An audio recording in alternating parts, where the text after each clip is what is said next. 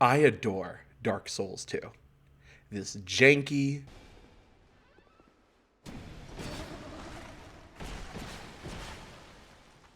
oddly balanced, goofy look and ah game. But I'm not here to talk about the design choices of this game. Nope, not trying to add to the recent torrent of Dark Souls 2 might have actually been peak videos of people realizing that this game is indeed peak Souls 2. No. I've been wanting to talk about Dark Souls 2 for years now, because it's a game that is thematically and narratively opaque, even for a series that prides itself on its own opacity. With Dark Souls 2 coming hot off the heels of Dark Souls 1 being the greatest thing to happen since indoor plumbing, and with grand visionary Miyazaki having mostly wandered off to pursue his passion of gothic horror after dropping a great DLC for Dark Souls 1, Dark Souls 2 inevitably ended up in a bit of a tight spot and felt somewhat undercooked to some people. Because of that, many areas of the game feel a bit iffy in their completeness. Story, world, and lore are often cited as major offenders in this regard. While I can absolutely agree that, at first glance, Dark Souls 2 is almost trying too hard to be as mythic and inscrutable as Dark Souls 1, I'm also now more confident that I have a firm grasp on the concepts of the game's themes and message, especially in the years following the spiritual successor to Dark Souls 2, Elden Ring. No, today I am not here to explain how Dark Souls 2 was the basis of Elden Ring's DNA. Dark Souls 2's world and story starts out strange, then it gets worse on purpose. The opening seems almost too meta-aware of the mythic weight of Souls game difficulty in the modern zeitgeist, almost seeming like it's laughing at the player for thinking you're gonna actually try to beat a Souls game. Then, as if to double down on meta-awareness, it seems like the intro tries to take aim at the other reputation Souls games had by this point, indecipherable lore, telling you directly that you'll do everything in this world of Drangleic without really knowing why. But what if we tried to peer past the cultural veil surrounding the Souls series, and instead analyze the entire game from a thematic standpoint on its own merit, to try to understand what it was actually attempting to communicate? Analyzing things like, what are these kingdom names that keep coming up, and why does Strayed remember Drangleic as something called Olaphis? Why does the world layout make no damn sense? Why are so many items vague and hand-wavy about their information? Why are these character designs so... And why are there so many illusions? In my own analysis, I believe there are three major themes plastered across Dark Souls 2.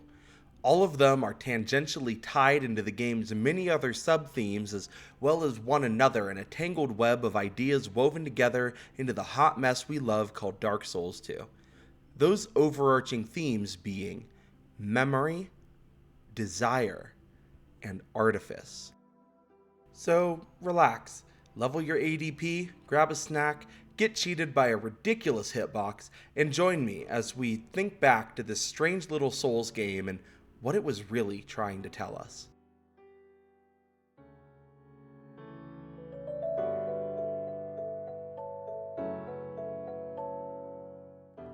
What is a memory? And I mean that in as obnoxiously abstract a way as possible. How do you define a memory? The dictionary definition is along the lines of the mental capacity or faculty of retaining and reviving facts, events, or impressions. But let's go a level higher, especially on that last word, impressions. Sure, you retain facts and events or can recall things that happened to some degree, but memory isn't perfect. In fact, the most clear memory of an event that happened right before your eyes isn't perfect. Because memory is heavily composed of one's impression of the event. That is to say, their perspective. And not just like the place or the angle you experience something from, but the context that it happened within. What emotions were you feeling? And did it happen to you or someone else? So many things can color a person's perspective of what they recall and how they remember it. Suddenly, the very idea of memory becomes a lot spookier. The idea that everyone can be an unreliable narrator, even in their own story, is reasonably concerning. Now, don't go having a breakdown. Your mind and your memories are not wrong because you have only your own perspective to go off of. But this is looking at the concept of memory closer to see it from the perspective that Dark Souls 2 seems to want to talk about memories from. Dark Souls 2 Bearer of the sea, lest is absolutely rife with memory all over the place. The opening cutscene starts with talking about your ailing mind, and then the first thing you do in the Firekeeper hut is recall your name. Before you make your absolute specimen of a character, you're given an effigy and ask who it resembles. Allegedly, it looks like you. Finally, after you go through yet another allegory of being born, Miyazaki, please, you're worrying us, you end up in Majula. Sweet, sweet Majula. Take in that scenery and theme for a moment.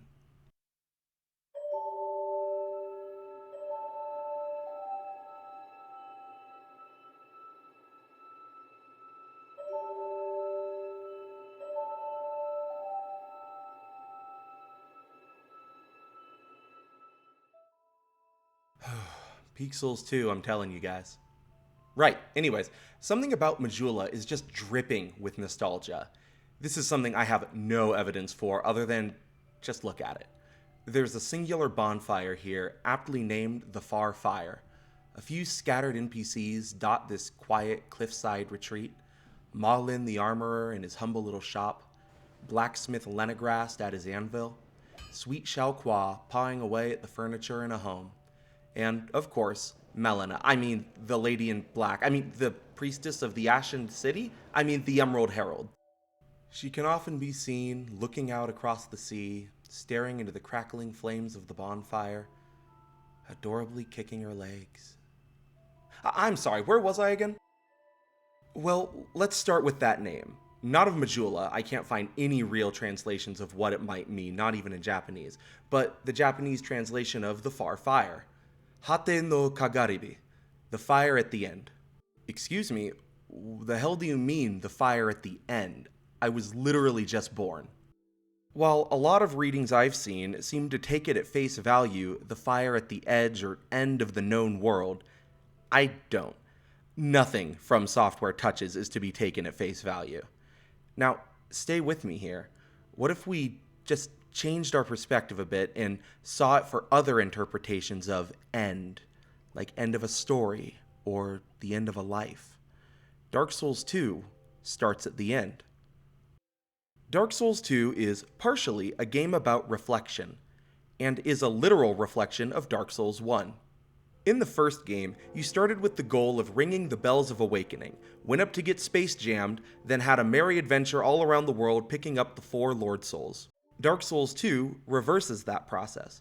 You start at the end, in a place where fragments of the Lord Vessel that allowed you into the end of Dark Souls 1 lie dormant and forgotten.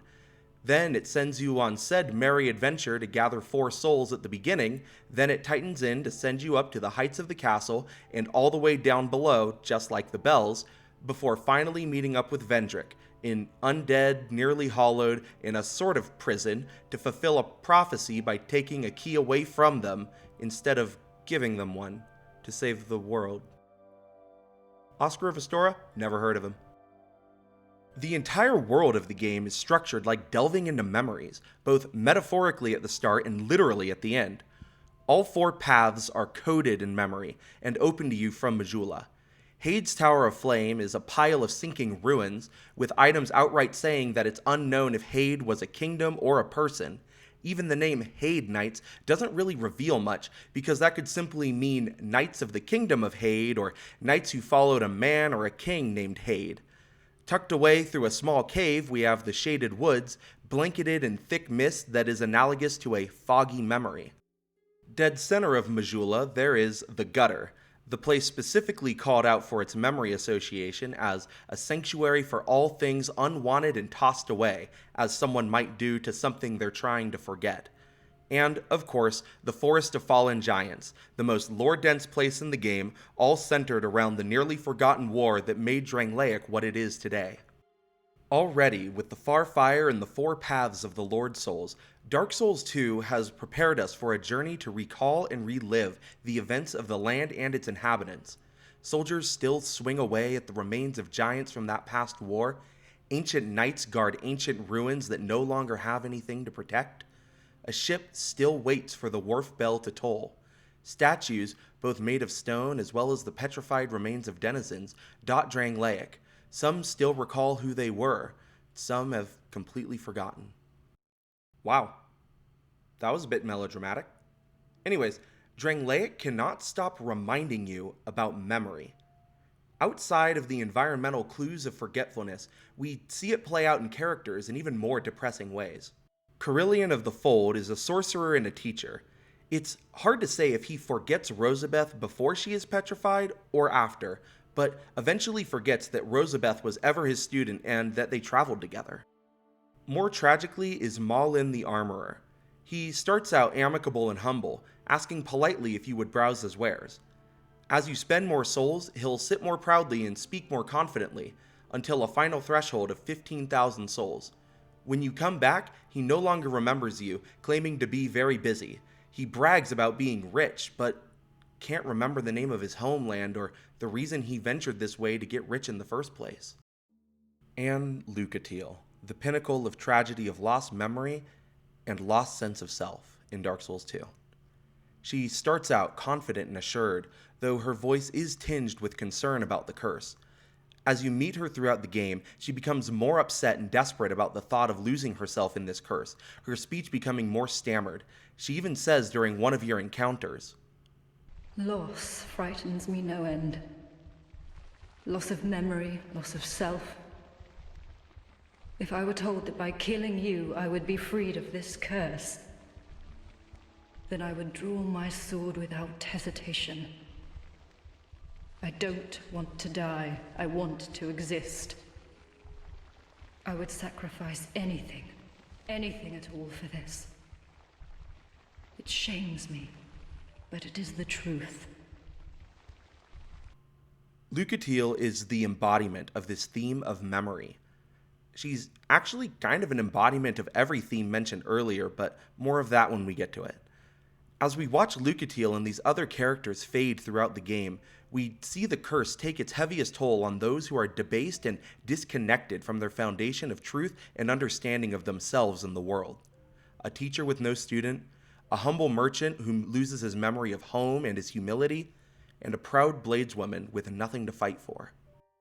But there is another group, those who retain themselves, despite what happens to them in the game. In light of loss and hardship, these characters stay sane throughout the game, the ones who have something simple, repeatable, and cherished by them. The rhythmic hammering of blacksmith Lenigrast, the miniature ladders that Gilligan likes to carve, Rosabeth's humble approach to teaching you pyromancy while still being a student herself, Gavlan wheeling and Gavlan dealing. And Benhart of Hugo. Proud of his family's sword, almost to a degree of obsession with it, he is most assured in his own personal prowess as a warrior. To Benhart, the sword is important because it was his family's and it's a relic that plants him firmly in his own identity, as now it's his tool that he uses to prove his own mettle as a warrior. Rumors of its ancient, unknowable power are one thing to him, but the power of personal meaning is something else entirely. Another peculiar denizen of Majula is Sweet Shalquoir, a cat. The best cat, with the greatest voice performance. Enchanté. Another fun Dark Souls 1 reflection here as well. This cat breaks covenants instead of offering them. More relevant to our study here, however, is how Sweet Shalquoir plays into the idea of memory, specifically the Proust effect. The Proust effect is a scientific observation of how smell can be the most evocative stimulant for memory in people. Certain familiar smells can trigger vivid flashbacks of precise memories, getting people to instantly recall nearly everything associated with the scent. Shalquoir herself mentions it if we speak to her throughout our journey, commenting each time that our scent is growing sweeter and stronger the more experiences we have. Nothing like yourself. For you have a most pleasant scent. It grows nicer with each passing day. We can see that she alludes to sweet, powerful aromas correlating with someone who is holding on to themselves, and that Vendrick was much the same at one point. Interestingly, she notes that the rancidity of hollowing is also a scent she enjoys. Long ago, he smelled just like you.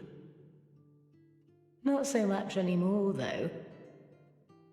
He's quite rancid by now. But we cats love that. It's an acquired taste. In fact, Shalquoir seems to be perfectly fine regardless of what happens, acting as a sort of primal aspect that can accept any duality, evidenced further with her line, This place is already dead. Everything will crumble and waste away so that something new may be born. Isn't it wonderful? There are many other instances of the theme of scent as memory scattered across the game as well. The troches that help you resist dark, bleed, and petrification are all described by an oddly specific scent.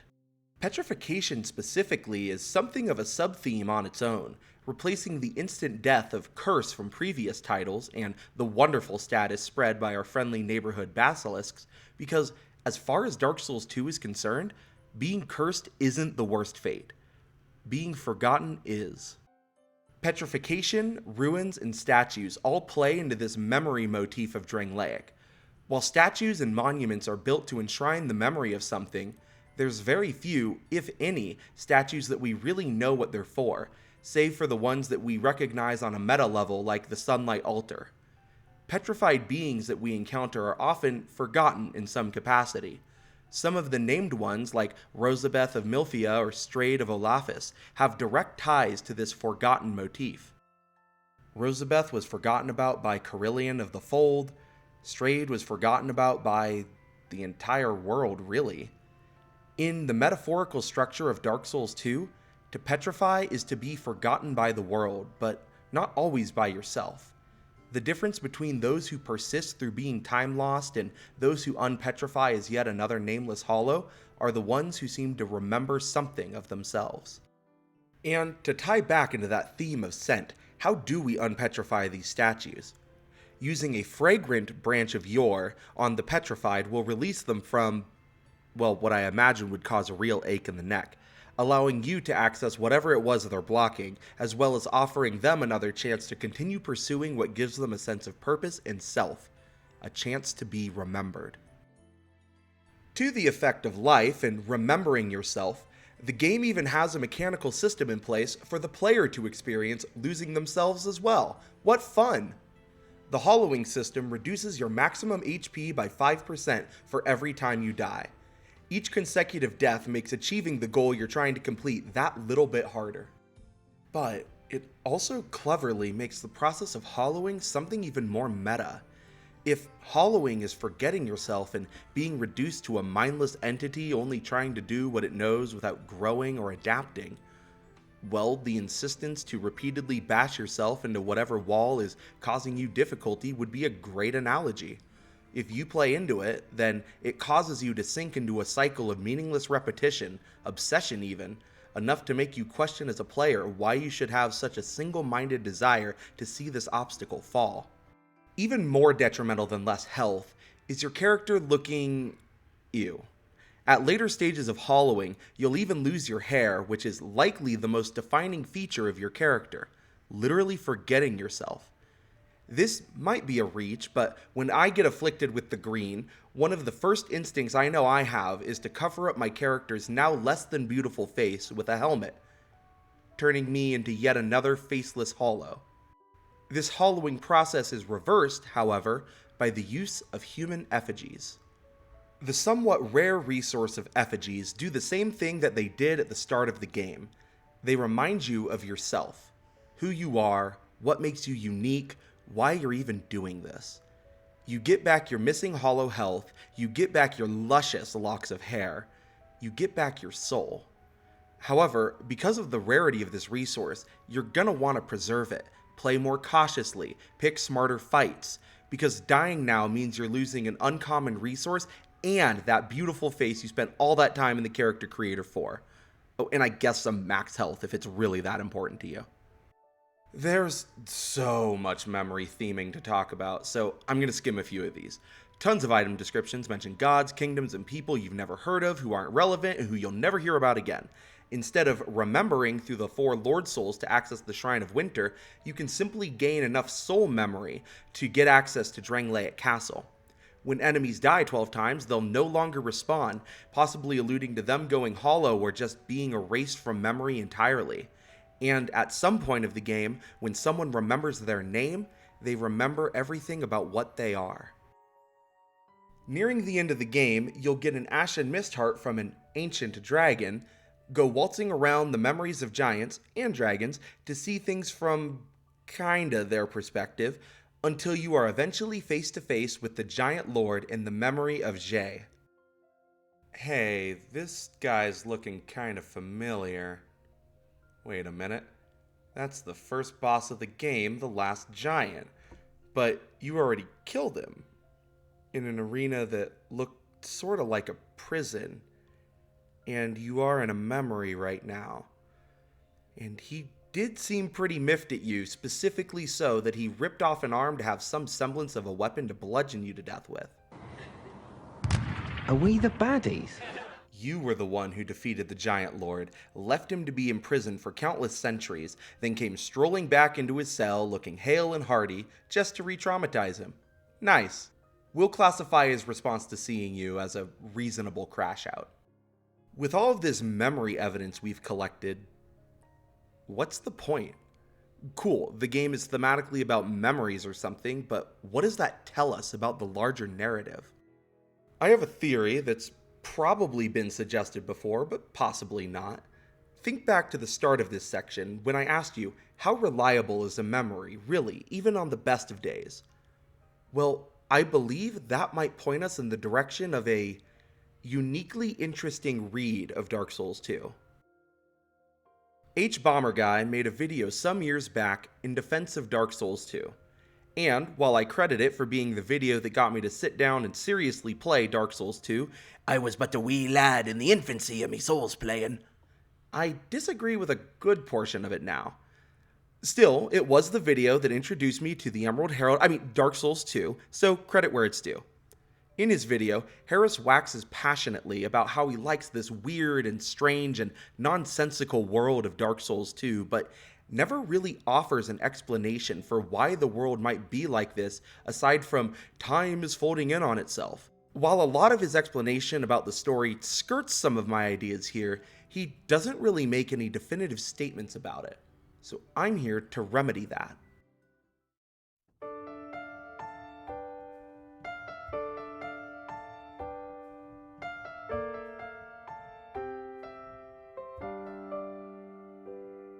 Dark Souls 2 is one of 3 things. It's a dream, it's a journey through the subconscious mind of the curse bearer, or maybe it's an adventure in the mimetic collective subconscious recollection of Drangleic itself. Incoming riots in the comments, I'm sure of it, but stay with me on this. The opening cutscene makes use of all sorts of imagery pointing towards sleep and or the subconscious mind. A traveler, presumably us, collapses, then stands up again, depicting the curse of undeath in real time of someone dying, then just resuming as if it were nothing.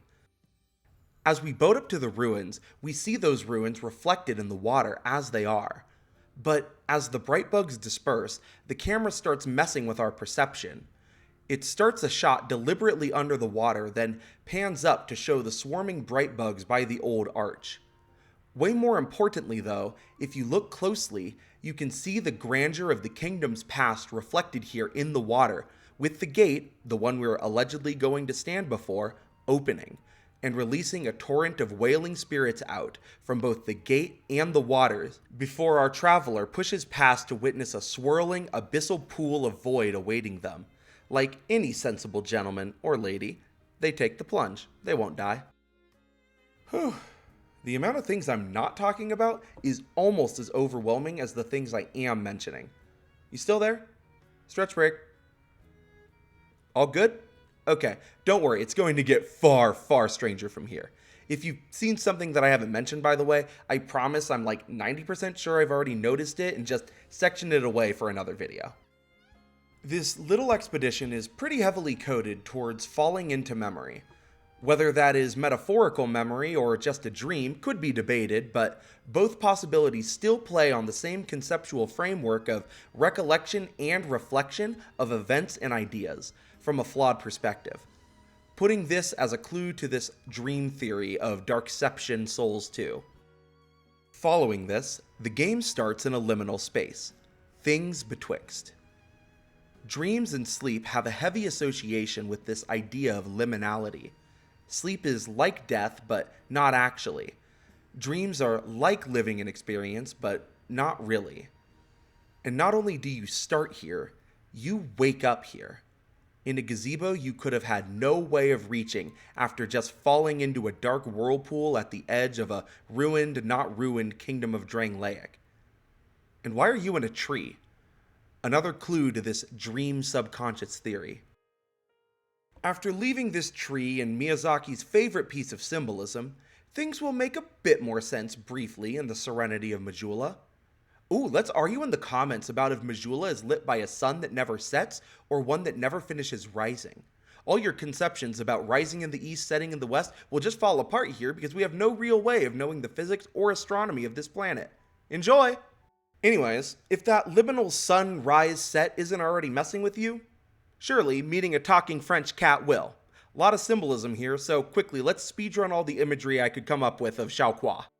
Cats, French folklore, Puss in Boots, duality and mischief and guidance, witchcraft, black cats, Roman goddess Diana, Greek goddess Artemis, Egyptian goddess Bastet. Bastet was associated with perfumes, ointments, the moon, dreams, and subconscious thoughts. There's 40 minutes of research summarized for you in 10 seconds. You're welcome. As you venture out into the world, things will continue to not make sense.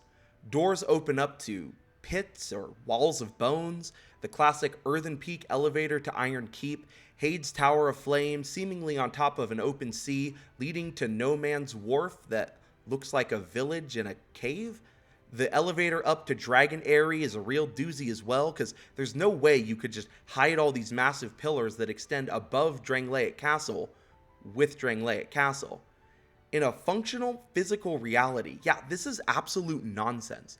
But I'm certain that anyone who's ever had a dream can admit this is kind of the logic that dreams follow. I stepped out of my house and I was in my second grade classroom and my teacher was a talking cat and no one seemed to care. Things like that. A looser bit of evidence that I'm going to offer probably could just be seen as cope, but it still feels somewhat plausible given this dream subconscious narrative framing. The game handles and plays weirdly.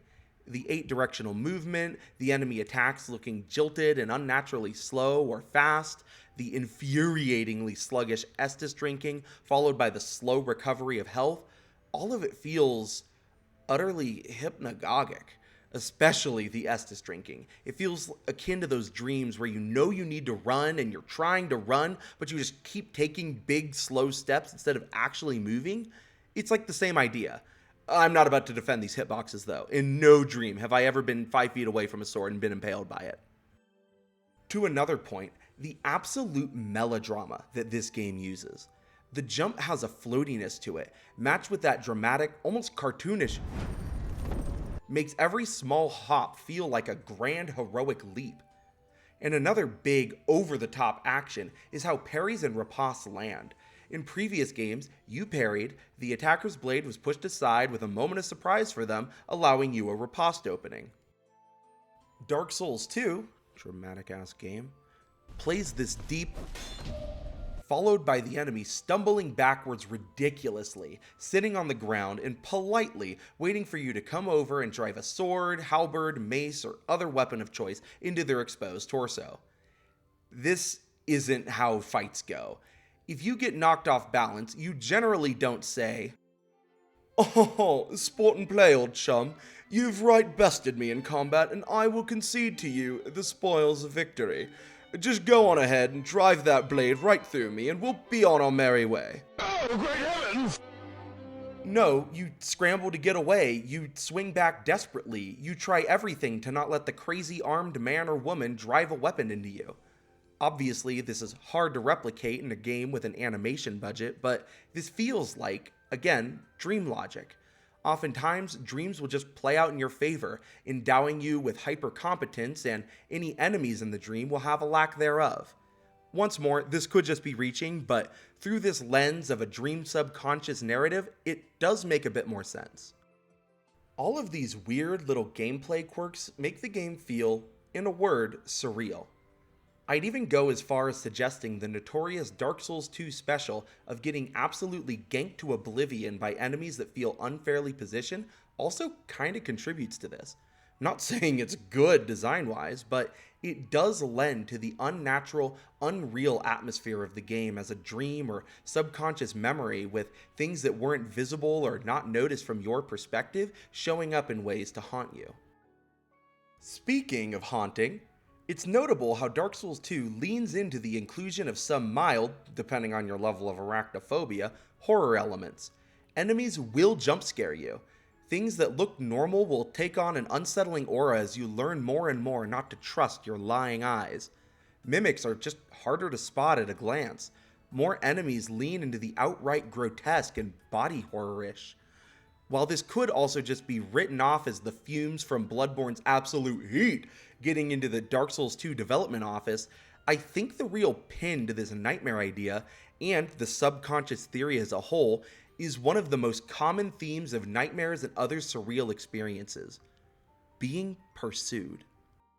Our friendly neighborhood pursuer is met in the Forest of Fallen Giants and will not leave us alone.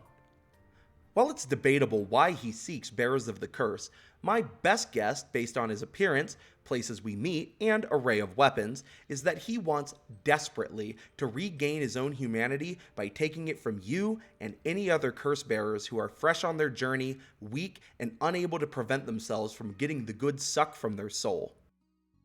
He actually tracks thematically to Godrick the Grafted, imposing, intimidating, early boss who is an amalgam of potential heroes that came before you, keeping what they need and throwing out the rest.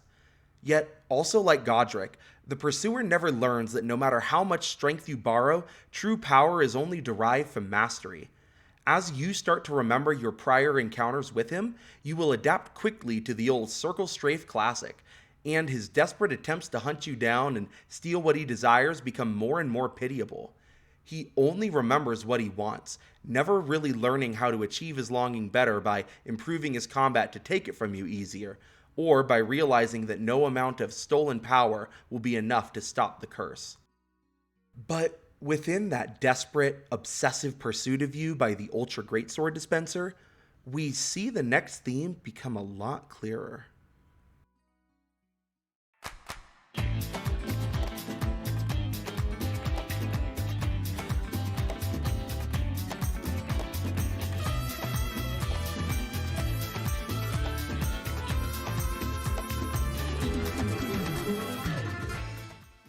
Dark Souls 2 is down bad.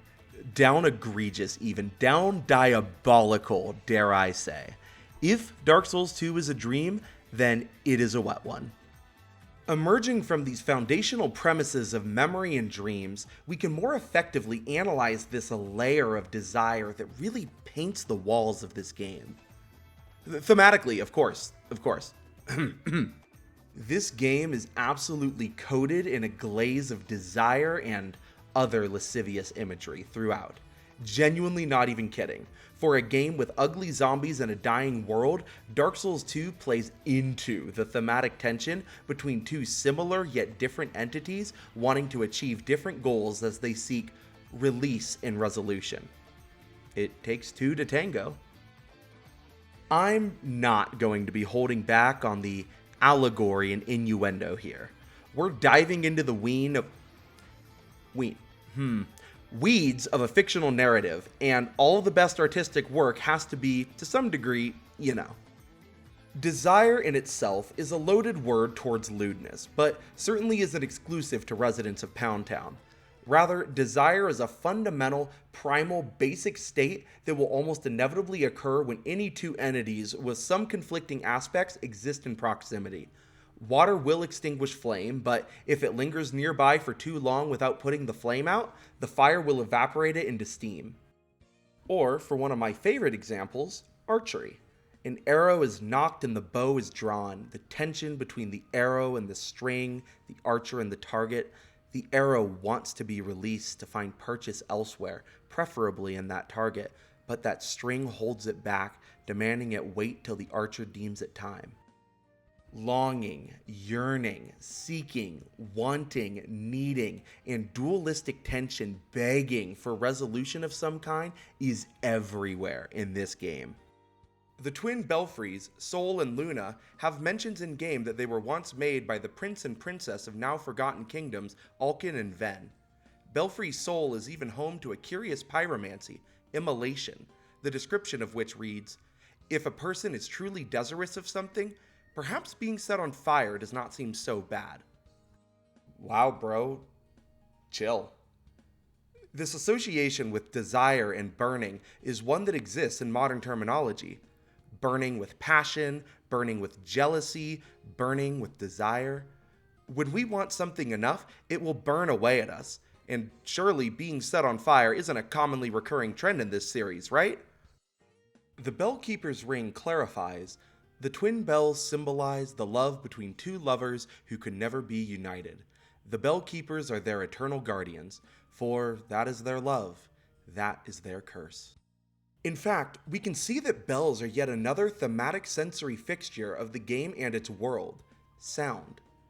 Yet, the bell seems to represent this theme of desire and longing, which, again, makes sense. Belfry Sol and Luna are bells for a prince and princess who yearn for each other but can't due to their kingdom's rivalry, Romeo and Juliet style. The bell in the wharf calls to the boat to bring the next shipment of undead, that's you in this case, away to the Bastille. And instead of talismans to cast miracles, Dark Souls 2 uses chimes, ringing out a plea for divine aid. Oh, and of course, the goated paladin himself, Velstadt. He is defined by his devotion and service to Vendrick. And what does this man pummel us to death with? A bell. What does a bell do in all of these cases? It signals. It tells someone or something else, I need help, I can't do this alone, I need you. Velstadt is interesting as we learn when traversing the undead crypt that bells serve as an alert system in a place enveloped by darkness and silence. For Velstadt to have this bell for a hammer, and as we know he retreated down here with Vendrick to keep the king's ring from Nashandra, we can surmise that Velstadt's bell hammer was something of a warning system for the king. A way to communicate, hey bestie, someone is here to take the king's ring, so come help me gank them or get it hidden or something. But as we know from the fight, Vendrick doesn't heed the call. But enough about large, smooth, round things that swing and generate desire. Let's talk about these characters. Dark Souls 2 is so DTF. I mean, look at these designs. Look at them. Some of you probably already have in recent days. I know my viewer demographics. Specifically, I want to focus on the most down bad enemy in the entire Souls series, the Desert Sorceress. Despite seeming tailor-made to generate mounds of fan content around their appearance, they also tie back around into that same theme, desire, specifically lust, as pointed out by their set description. Desert sorceresses have enchanting looks, and they use them to catch people off guard. Oddly enough, even those who are perceptive enough to realize the ploy fall prey to their seductions with alarming regularity. Falling prey to a seductive ploy, even as someone wise and perceptive, that sounds an awful lot like, I don't know, the two most important characters in this entire game, Vendrick and Nashandra. The entire backdrop of Drangleic is filled with characters chasing desire, but three major players stand out.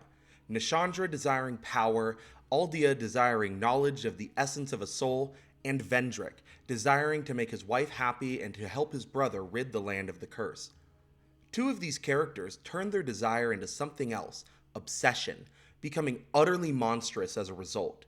Nashandra becomes a Nito, not really but with a scythe, and Aldia becoming this wise mystical tree, but on fire. In both instances, we see that desire becomes obsession, and obsession leads to someone becoming a monster, metaphorically and literally fused to the thing you desired so badly. Only one of them maintains some piece of themselves. Vendrick is large and mostly hollowed, sure, but he's not a monster. He's lost, broken even, but he doesn't attack unless you swing first. Well, that was deep. Anyways, back to primal urges. Dark Souls 2 uses a lot of keys. Keys are very gendered. Please do not make me explain that any further. While the Souls series makes use of keys to block off access to some places to moderate progression, Dark Souls 2 is littered with keys. This game by far has the most items classifiable as keys in the entire Souls series. Normal keys, Pharaoh's Lockstones, fragrant branches of Yore.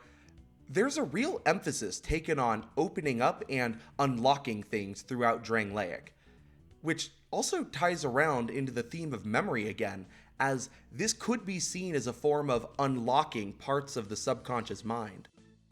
In the preceding Souls titles, many of the keys were there to unlock shortcuts around the world, but in Dark Souls 2, locks and keys are often barriers to both main route progress and choosing what parts of the world or memory you want to open up, while leaving other places unseen entirely. Interestingly enough, keys act as another gameplay mechanism that invokes desire in the player. Tons of locked doors are introduced to you before their keys are discovered, planting it in your mind to move forwards in the game, and maybe the key you seek will be revealed. So, what does this simple system of a long thing that is put into a receptive, waiting hole have to do with desire? Yes, indeed, how curious. Well, there's no avoiding it, so let's get right into the thematic symbolism of keys. And yes, alchemy, a study of opposites being conjoined and using primarily gendered language and concepts to explain itself, is exceptionally, unavoidably, and unapologetically goony. The earliest key we need in the game is for blacksmith Lenigrast to achieve a simple goal. Use the key to open a space to allow a man inside. Even here, we see the simplest, tamest desire. Without his tools, Lenigrast can't fulfill his purpose. Without a blacksmith to wield them, the tools just sit in the workshop. Both sides of that little interaction want for each other. Is this getting sufficiently steamy for you yet? Well then, how about a quick jaunt over to the DLC and the Broom Tower, where you'll find these long, hot, and hard smelter wedges that you have to bury deep into the exposed, fleshy, warm ashen idols that give life to the enemies that guard them. The ashen idols are, as the description says, the very being of Nadalia, the bride of Ash, who was waiting for a king. Whew, okay. I am hoping that the picture is becoming a bit more abundantly clear, and I will assume we are all operating on the same framework here of the implications of all that imagery with the framing of desire. Next up, back in Drangleic Castle, at the very top, we meet the Embedded. Why is he like this? The once human Embedded, realizing that he could never resist the temptation of the flesh, bound himself eternally with chains. Since then, he has awaited the day that somebody will find this key and bury it within his bosom. Oh, this guy's literally a recovering serial gooner. Real talk, kind of a Giga Chad when you see that he realized that instead of hurting people with his inability to resist the temptation of the flesh and knowing he can't die as an undead, he chained himself to a wall in hopes that someone else might find the key, located in a place with appealing youthful woman, the Milfanito, to bring it back up to him and give him an ironic but merciful end to his temptation and suffering. Actually sort of respectable. Good job, Embedded. And lastly, though I'm sure there's plenty more licentious symbolism to dig into, the Throne of Want. We start the game by exiting a slitted hole from a life-giving being, and we end the game by inserting ourselves into the warm opening of another hole. Are we getting the symbolism yet? Gosh, I really hope we are. So, the journey so far has been remembering ourselves, being born, gathering enough power to symbolically become a king, and inserting ourselves into a throne that is patiently waiting to receive someone worthy enough to hit its spot. Hold up, why is the Throne of Want so different from the tree hole we were born of? Why does it look so unnatural? barren, one might say. The Throne of Want, alongside all the other provocative allegories, is shaped like a kiln. A kiln is a type of furnace or oven, usually one of stone, that is used to heat something to a point to serve a purpose. That purpose is usually to shape the item in such a way to create something new. You know, sort of like how, a mother's womb would work. Look, I promise I am not reaching with all this evocative imagery of reproductive functions. Hell, it was around this time that Miyazaki was clearly on a kick for expressing the alchemical divine masculine and feminine between Bloodborne and Dark Souls 2. One peculiar inclusion I can offer to this point is a book found in the Majula mansion, a French title, Les Désirs de Vivre, by Paul Acre. Also can be found in Dark Souls 1 in the Duke's Archive, a place where young women were experimented on as well because of life creating. I unfortunately could not add this to my reading list this month, but most synopses say that it's about a woman who is struggling to find both a life and a livelihood that gives her meaning and purpose. While that's relevant to the last theme, what's more relevant to this desire idea is that the cover is quite clearly a uterine structure. Fallopian tubes, uterus, yeah, that's where life is made. Also tied to flowers, and within ancient mythos and astronomy, it's tied to Aries, symbolic of fire, beginnings, fertility, and creativity. Interesting. It's also worth noting that no matter the context, desire itself isn't framed by Dark Souls 2 as bad, evil, or wrong.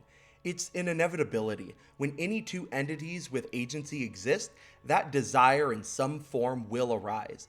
It's how those entities handle their desire, be it giving in to being consumed by it like Marlin or the covetous demon or Nashandra, channeling it healthily like Lenegrast or Rosabeth, or even restraining yourself when you know it could cause more harm than good, like Vendrick or the Embedded. That is how Dark Souls 2 frames desire.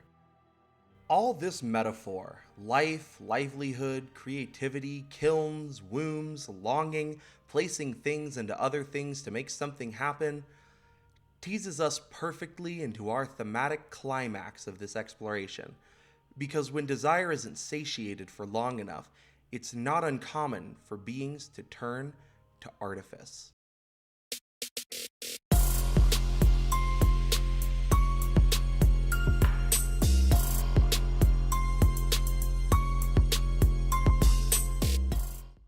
Everything in Dark Souls 2 is fake. Kind of.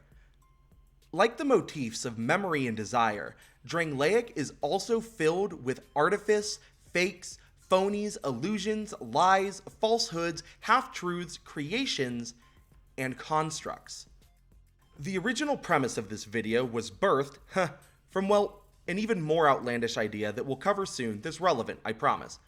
And as I delve deeper into researching the theme of artificiality, the other themes that I covered earlier became a lot more clear. Dark Souls 2 is infamous for how many illusory walls it has and the mechanics surrounding them. Instead of the Souls classic of giving a hearty swing at a suspicious wall, you have to press the interact button to deliberately open them. While mechanically this is a pleasant change since weapons are made of paper mache and cardboard with their durability, I think that it also reinforces that theme of lies as well. You can't accidentally reveal a lie, or an illusion in this case. How do you know you're being deceived? You don't. You're being deceived. You have to be suspicious and confirm it for yourself. Enemies can't reveal walls for you. You can't accidentally smack a wall in combat like you could in previous games to reveal it. You have to search them out, oftentimes finding yourself doing the impression of a person very proactively watching paint dry. But this is only the start of illusions that saturate this world. Plenty of NPCs aren't who they appear to be on the surface. Lycia of Lindelt, who looks like a woman of piety, is revealed to be a grifter who lies to you to get your souls. Pate, the stand-in for the venerable Patches of FromSoft games, is yet another liar. But intertwined with his quest is Creighton of Mirrah, who, despite claiming that he was slighted by Pate, may be hiding some dark secrets of his own, as Kale suggests a serial killer from Mirrah named Cray something was spotted around this land. Most notably is Queen Nashandra. She appears to you in Drangleic Castle as a majestic woman, urging you to keep going, get the king's ring, and usurp him as ruler. She's also lying to you, and simply needs you to open the way to the throne of want so she can off you and take the throne herself. To that first point of illusions, you can actually attack her enough times in the castle to cause her to fade away and vanish, like an illusion, as we know her true form awaits us as the almost final boss. Within this sea of lies and illusions, memory and desire, casting a veil of doubt over everything in this game, does the theme of artifice stand out fully.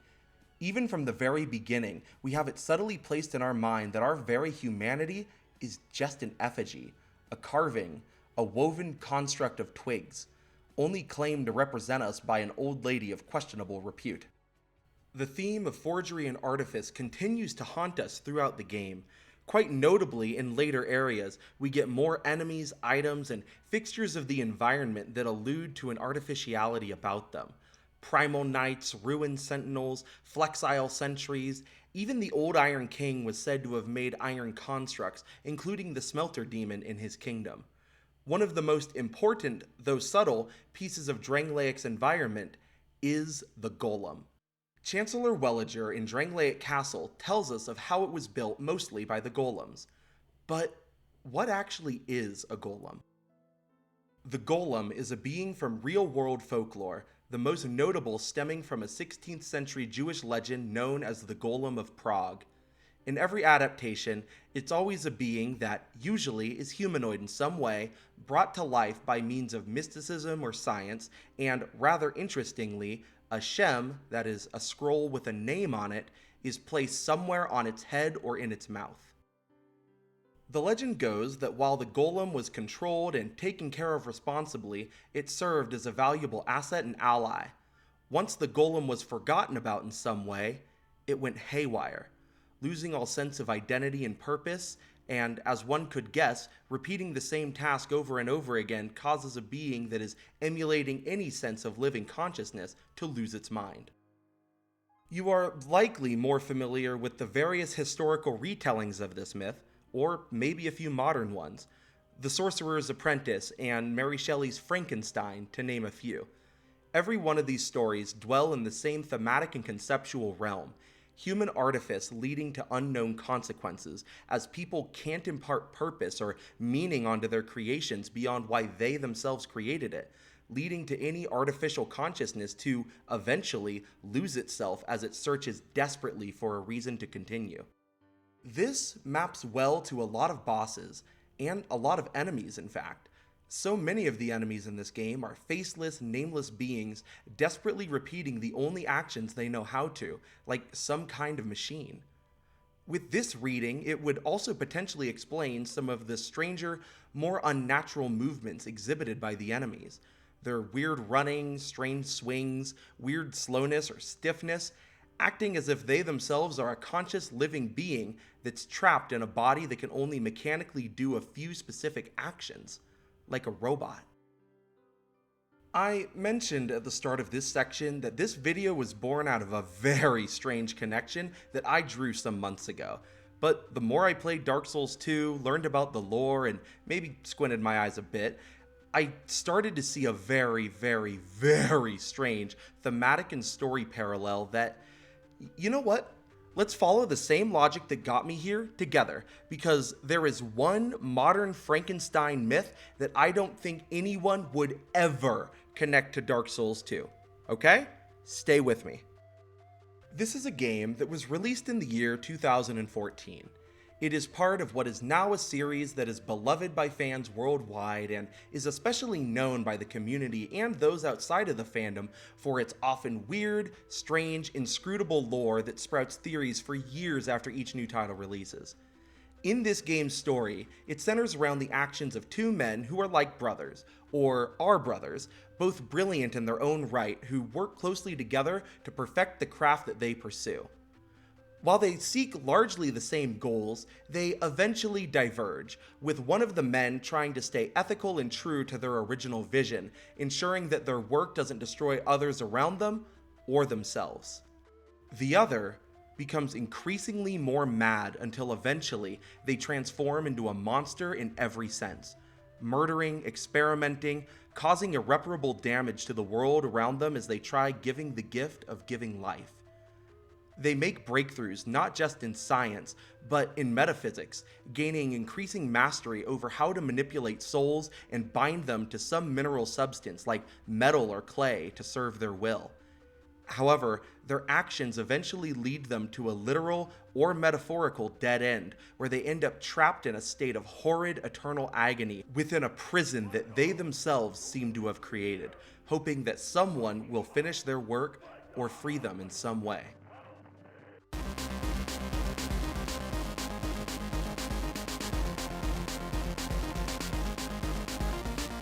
Yep, I'm going here. Nope, no, this is not a bit. I'm serious. Dark Souls 2 is thematically parallel to Five Nights at Freddy. Hear me out! Both stories draw inspiration from and follow the same thematic threads as the Golem myths throughout history. A mad scientist, Aldia or Afton, finds out how to manipulate souls in such a manner to create life and master it to such a degree that they gain a form of immortality. Those crazy alchemists keep on doing that. Afton discovers Remnant and Agony, spiritual substances described as a sort of soul energy. I was genuinely exasperated to read this quote from the Fazbear Fright novel series. Remnant is the mixing of tangible with the intangible, of memory with the present.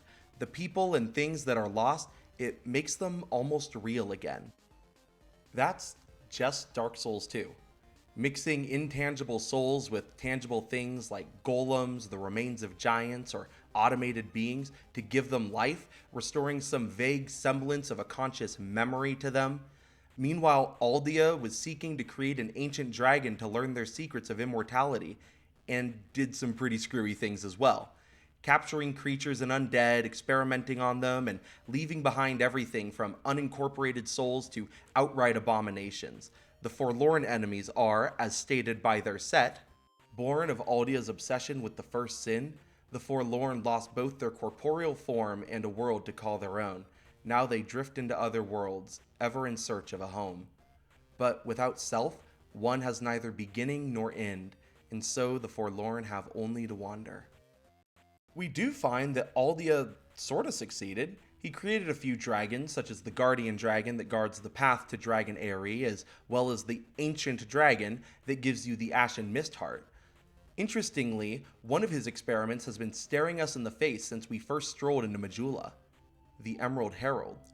More interestingly, as the journey comes to an end, she does something very significant in the mythos of the Golem. She remembers her name, Shanalot. She tells us before we enter the passageway to the Throne of Want. My journey is already complete. My name is Shanalot. The dragon gave me this name, for I was born with none. I was born of dragons, contrived by men. And that theme, of remembering a name over a function, seems to be the real division of what causes beings to be lost, hopeless, and eventually hollow in Drangleic. Beings that are lost to hollowing are all referred to by a function: soldier, royal swordsman, ironclad, warden, pursuer, dragon rider, flexile sentry, lost sinner, rotten, smelter demon, fume knight, not rame. Those that are identified by their function over their person are the ones that succumb to this robotic idea of themselves, just an entity filling a function. The ones who resist the curse are the ones who are remembered by their name and their function. Laddersmith Gilligan, Blacksmith Lenegrast, Stone Trader Cloanne, Shanalot the Emerald Herald.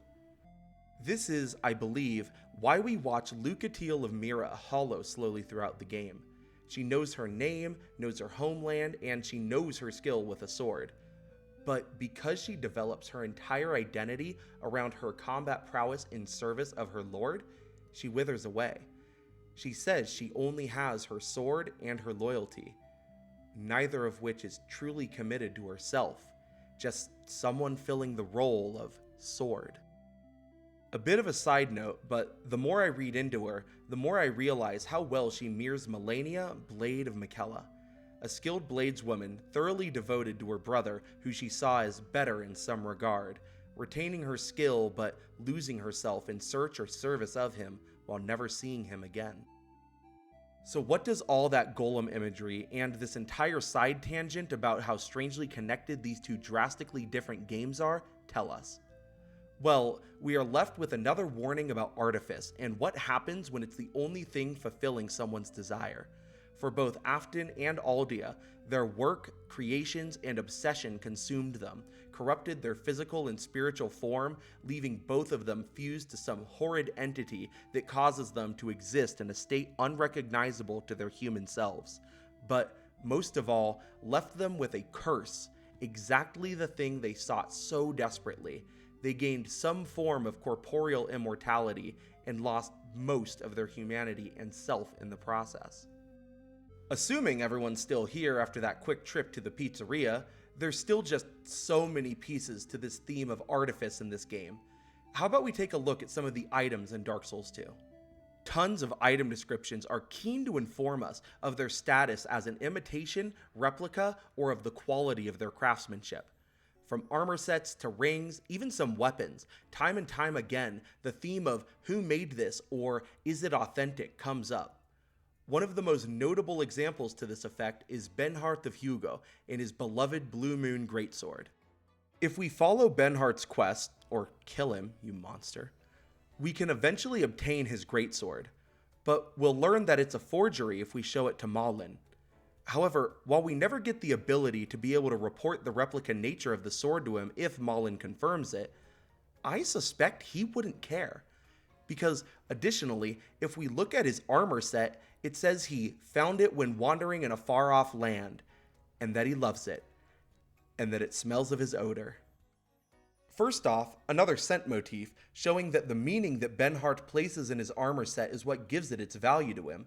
But second, we can learn that he actually has an authentic set of Mirran warrior armor, as if we obtain Creighton's set, we can see that he has the same crest as Benhart's armor, but his armor calls out that it's a finely crafted imitation, which would lead us to infer that Benhart's armor is real.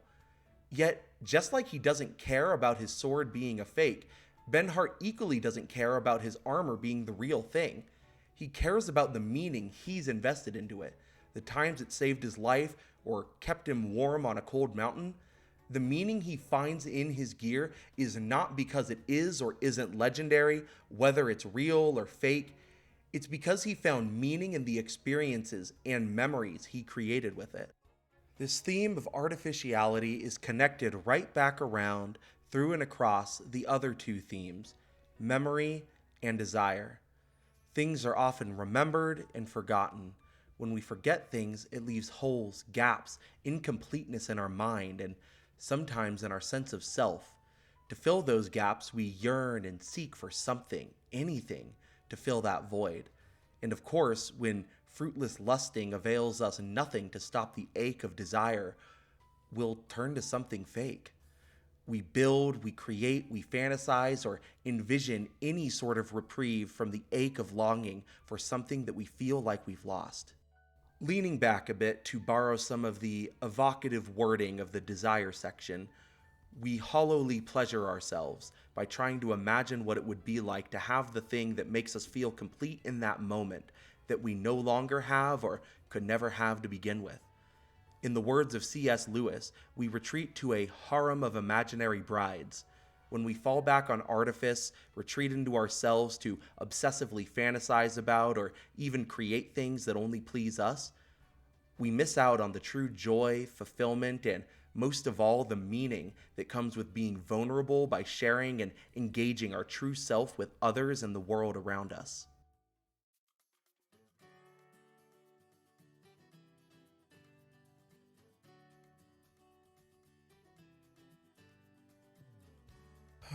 Throughout this journey that's taken us, we'll ballpark between 10 minutes and 3 hours, we've had an in-depth exploration of 3 core, overarching themes that permeate every aspect of Drangleic, the people within it, the kingdoms before it, and the game as a whole. Memory, desire, and artifice. All of these tie together, weave back in on one another, and dozens of other smaller themes throughout this entire game and the entire Souls series. But where does that leave us? Does Dark Souls 2 hate forgetting things, being aroused, and robots? No. Dark Souls 2 embraces the ever-present hermetic inspiration of FromSoftware titles and instead suggests that perhaps the best solution to the worst extremes of all these themes is finding a balance. Appreciate your unique perspective of your memory, but understand where your viewpoints might clash with the reality of situations. Desire is natural, and it's healthy to have things driving you forward to want to take action and enact your will on the world, but not at the expense of harming others or losing yourself in obsession. And artifice is simply that, artificial. It can be functional, beautiful, inspiring, and reassuring. But the moment artifice becomes all you interact with, you'll become disconnected with reality around you and from yourself. Even the dual endings don't offer much in the way of concise, definitive answers. Curiously, one would wonder why Nashandra would so desperately want the Throne of Want. The way it's presented to us, it might seem like choosing to sit upon it is just linking the fire, the same as Dark Souls 1, but we never actually get any confirmation of that. It never burns, it just closes with us inside. No, the Throne of Want is, I do love to do this, I think a bit more like an Elden Ring than a First Flame. The giant's kinship, better referred to by its Japanese name, Kyojin no Kiyome, resonance with giants, specifically says, each king has his rightful throne, and when he sits upon it, he sees what he chooses to see, or perhaps it is the throne, which shows the king only what he wants. From an alchemical perspective, if the ending of every Souls game is our Philosopher's Stone to some degree of interpretation, that means that a being powerful enough, proven worthy to sit upon it, isn't necessarily immolated to continue the cycle. Rather, it seems to imply via its name that it has the power to restructure some parts of reality in accordance to the one who sits upon it. Even though it seems like sitting on the throne means link the fire, the structure of the Emerald Herald's closing speech and what she says after are telling. You who link the fire. You who bear the curse. Once the fire is linked, souls will flourish anew, and all of this will play out again.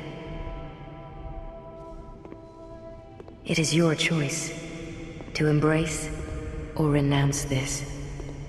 While she suggests linking the flame and says what will happen following that action, she also says it is your choice to embrace or renounce this. It's entirely up to you. Likewise, Aldia doesn't have any firmer answers if we refuse the Throne of Want.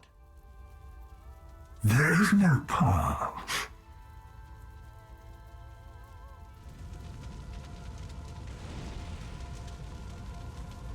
Beyond the scope of light, beyond the reach of dark.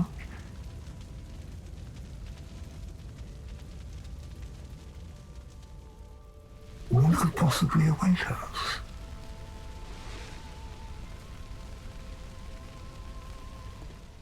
Another intriguing speculative read of this is how each ending is narrated by an entity that is comprised of both authenticity and artifice, and your choice really seems to be, will you forge something that may be artificial but meaningful within this kiln, or will you step away, reject the draw towards a fleeting desire, and instead pursue meaning in the things you know you already have? Both endings do effectively amount to, who knows what's going to happen? That's up to you. And neither give, to me, the impression of being a bad ending. In fact, almost every choice, piece of lore, and path you follow in Dark Souls 2 tends to reject absolutes, and instead offers a middle, dare I say, liminal idea to interpret things through. The hidden fourth theme that ties the other big three together and explains almost everything about the game. Meaning. Every aspect of this game is coated with layers of indecisive nuance that ultimately tell you, what do you make of it, without veering into moral subjectivity. It shows what happens to those who pursue selfishness and harm others and just says, is that worth it to you? And that search for meaning is what defines Dark Souls 2. Meaning can't be derived from anyone or anything else. Not from your country, your possessions, your job, how powerful your sword is, how authentic your armor is.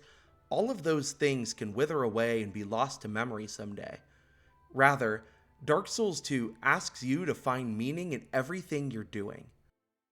Adventuring, fighting, working, smithing, teaching, praying, creating, learning, or loving. Small, constant, repeatable acts, things you'll do every day. Dark Souls 2 asks you to analyze the things you do and ask if you do it because it's something that fills your life with purpose, or if you've gone hollow and you're still swinging away at statues that haven't moved in years. To that idea of meaning, Dark Souls 2 seems to express it most commonly and most aptly by the idea of simplicity. The things that are understandable, knowable, improvable. What keeps us grounded in life as the world shifts around us, as it forgets and remembers and wants and needs and builds a maze of glittering illusion around us. What little, simple things we do to remember that remind us that this world can't take our soul if we know what we are and we find meaning in the little experiences that mold us, build us, and fuel le désir de vivre, the desire to live. Laughing with friends, holding your family, having a wonderful meal, finishing a personal project, having a long conversation, being with someone you love. Whatever it is you do, Dark Souls 2 reminds you to live in a way like that Lynyrd Skynyrd song, Simple Man. Be a simple kind of man. Be something that you love and understand. So that when we look back at the scattered memories we collect from our life, we can view them and feel something. Not always something good, but always something powerfully infused with significance that we and the people that we shared that memory with, and even those who come after us, can understand the meaning within it.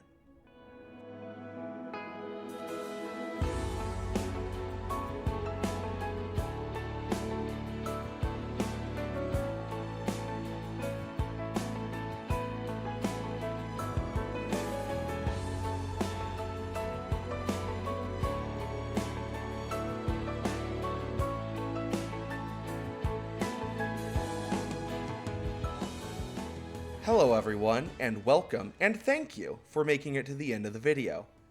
How many of you are still awake? I don't blame you, trust me, my wrists are burning from the amount of typing I did on this 36-page script. There's more of you here since the release of Why I Still Play Elden Ring. Thank you for all the positive reception and discussion in the comments, by the way. It really re-inspired me to dive back into creating these videos since, well, it seemed like a few people were intrigued to hear my thoughts. Still, I was absolutely floored by the feedback though. I graciously don't have an egregiously long channel update this time. I'll keep plugging away at more videos dissecting games, including Bloodborne, Elden Ring, Dark Souls, maybe Skyrim if I can find something, from my perspective, and diving into the themes that connect them to themselves, each other, and the larger mythos of human fiction as a whole. No, I do not expect whatever the insanely long runtime of this video is to be my new norm. So thumbs up the video if you enjoyed it, and please tell me in the comments, what themes stood out to you in Dark Souls 2 that maybe I didn't touch on, or what implementation of the themes I focused on today did I not mention in the video? I look forward to hearing all of your thoughts. You all rock, and I can't wait to see you in the next video.